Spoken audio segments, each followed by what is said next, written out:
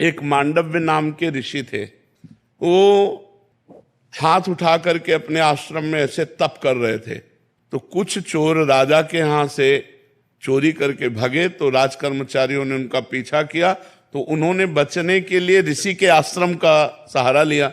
राज कर्मचारियों ने देख लिया था कि आश्रम में गए, तो आश्रम में घुस गए, तो चोर भी मिल गए और सामान भी मिल गया।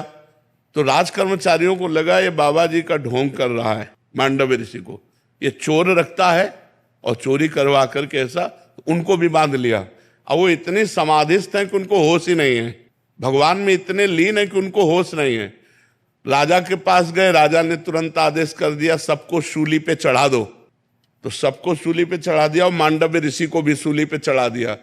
सूली होती है एक भाले जैसी आकृति की, और उसको ऊपर से ले जाकर ऐसे छोड़ा जाता है, तो उसके गुदा द्वार में जितना घुस जाए अब वो तड़प तड़प कर मरता है, बहुत बुरी सजा है। तो जो ही गुदा द्वार में सूली इतनी घुसी तो उनको होश आ गया, तो होश आया तो पद्मासन लगा के बैठ गए सूली पे। वो तो महापुरुष थे, जो अन्य चोर थे वो मर गए थे। अब जब अन्य को सजा देने के लिए वहां लाया गया तो जो ही देखा पद्मासन में, तो भाग के गए, उनका कोई महात्मा सूली पे चढ़ा।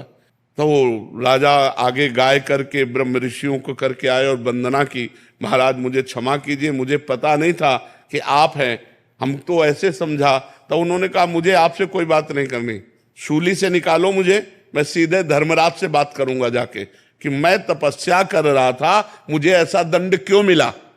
तो सूली निकाली गई लेकिन निकल नहीं रही थी, लाख प्रयास किए तो सूली काट दी गई। और धर्मराज से कहा कि मैं तुम्हें दंड देने के लिए आया हूं। इतने महान तपस्वी थे। मैं जब अपने आश्रम में तपस्या कर रहा था, चोर चोरी करके लाए, तो हमने उसमें क्या सहयोग किया, उस कर्म में मेरा क्या दोष था। तो उनका महाराज कोई दोष ना, फिर मुझे सूली की सजा क्यों मिली। तो जैसे अपने को टीवी चला दीजिए ना, प्रोग्राम दिखाया जाए, ऐसे उन्होंने दिखाया कि देखो जब आप 8 वर्ष के थे तो तितली की गुदा में बबूल का कांटा डाल के छोड़ दिया था, इसीलिए सूली आज भी नहीं निकली, आपके पड़ी हुई। तब उनका 8 वर्ष के बालक को ज्ञान नहीं होता। इसलिए मैं आज से मर्यादा रखता हूं कि 14 वर्ष तक की अवस्था का किया हुआ पाप दंडनीय नहीं होगा।